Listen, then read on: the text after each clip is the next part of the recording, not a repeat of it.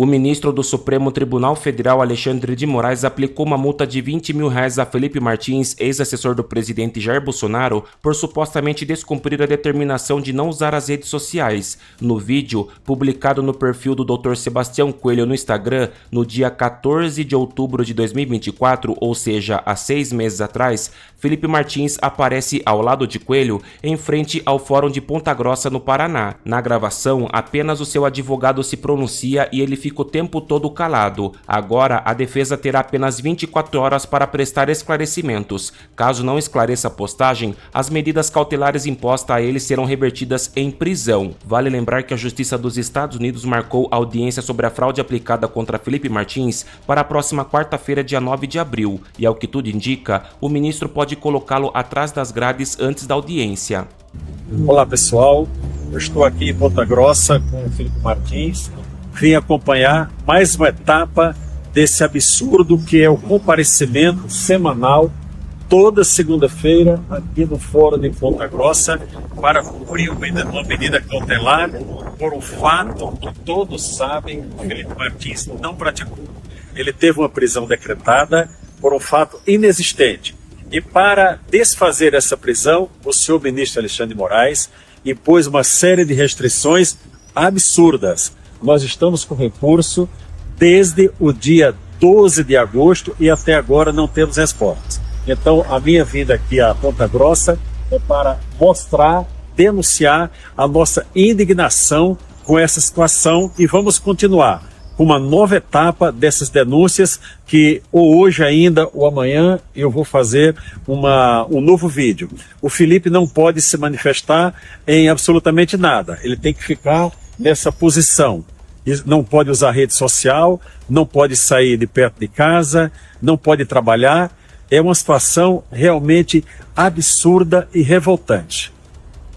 Meu nome é Ana Bárbara, sou advogada de imigração aqui nos Estados Unidos e represento o Felipe Martins, no caso que envolve um registro falso de entrada no sistema migratório norte-americano. Nessa quarta-feira, vou participar de uma audiência convocada pelo juiz federal Gregory Presnell, ao lado do colega Raul Torrão, que também atua no caso junto comigo. A audiência tem como objetivo discutir os aspectos processuais e as implicações do caso, além de eventualmente avaliar uma proposta de conciliação por parte do Departamento de Segurança Interna dos Estados Unidos e do CBP, que é a agência responsável pelo controle de fronteiras nos Estados Unidos. O que está em jogo aqui vai muito além de uma simples correção documental. Essa correção já foi feita em julho do ano passado, após demonstrarmos as inconsistências dos dados e apresentarmos provas abundantes e contundentes de que a viagem do Felipe aos Estados Unidos jamais aconteceu. O que buscamos agora é a clareza sobre quando, como e por quem esse registro foi criado e inserido no sistema. É importante destacar que a Procuradoria norte-americana já tentou por 2 vezes encerrar esse processo, mas nós, da defesa do Felipe, não pretendemos recuar até que todas as perguntas sejam devidamente respondidas. Isso porque há muitos detalhes curiosos e estranhos nesse caso e todos eles precisam ser esclarecidos e explicados. Por exemplo, na primeira tentativa da Procuradoria de encerrar o caso, foi-nos apresentado o seguinte documento. Vejam, esse documento mostra que o registro foi preservado, mesmo após a correção. Então sabemos que ele existe e que nenhum log ou metadado foi apagado, mas alguns dados cruciais foram ocultados por tarjas, inclusive aqueles que mostram quem foi o agente responsável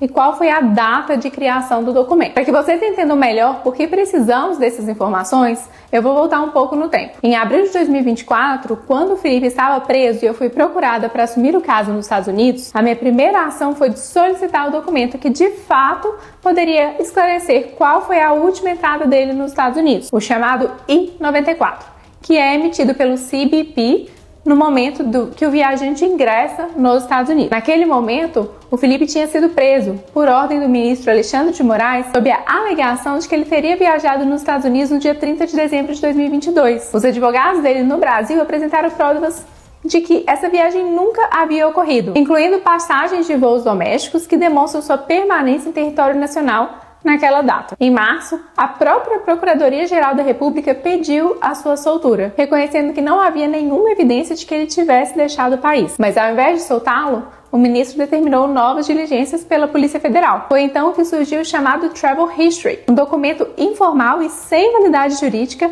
que foi usado pela Polícia Federal para alegar que o Felipe teria entrado nos Estados Unidos. Mas o Travel History, repito, não tem valor legal para atestar a entrada de um estrangeiro no país. Seu uso para fins legais, inclusive, é proibido pelo próprio Departamento de Segurança Interna dos Estados Unidos. O documento válido para esse fim é o I-94. O I-94, como eu já expliquei, ele é emitido pelo CBP no momento de entrada do viajante para os Estados Unidos, registrando oficialmente a sua admissão no país. No caso, o CBP do porto de entrada, que seria Orlando, seria o responsável, então, pela emissão. Solicitei naquela data o I-94 ao CBP de Orlando, que seria o suposto local de entrada do Felipe. A resposta oficial que recebi por escrito no início de abril de 2024 foi clara: não havia qualquer registro de entrada do Felipe em dezembro de 2022. A última entrada registrada era em setembro de 2022 por Nova York, compatível com a participação do Felipe na Assembleia Geral da ONU. Essa ausência de registro foi inclusive amplamente divulgada pela imprensa brasileira na época. No entanto, cerca de 15 dias depois, fomos em Nova York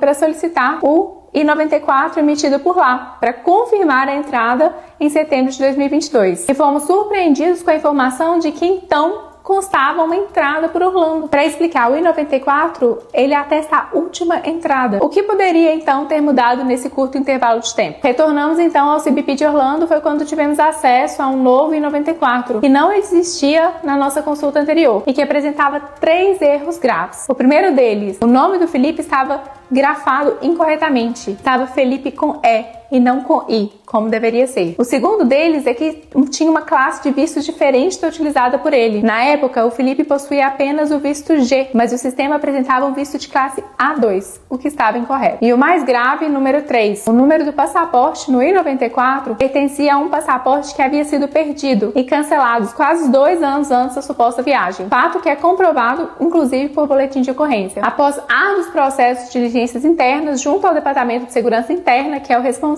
pelo CBP, conseguimos remover esse registro. Contudo, mesmo após conseguirmos a correção, as dúvidas permanecem. Quem criou esse registro de entrada? Quando exatamente ele foi inserido no sistema? E ainda, porque ele só apareceu dias após o CBP confirmar por 2 vezes que a última entrada do Felipe havia acontecido em setembro de 2022. Nós tentamos obter as respostas para essas perguntas pelas vias administrativas, por meio do FOIA, Freedom of Information Act, uma lei que permite o acesso às informações e dados do governo federal e que funciona similar à Lei de Acesso à Informação no Brasil, mas não obtivemos êxito. É por isso que agora estamos buscando respostas na via judicial. Esse caso não trata apenas de um documento, ele trata da integridade dos sistemas públicos, da confiança no sistema migratório americano, da responsabilidade das instituições e autoridades envolvidas. E para o Felipe, trata-se de lançar a luz sobre as reais circunstâncias da sua prisão. Uma prisão injusta que durou mais de 6 meses e que causou prejuízos pessoais, profissionais e familiares enormes para o meu cliente. Seguiremos firmes até que tudo isso seja esclarecido. Fico à disposição em caso de dúvidas.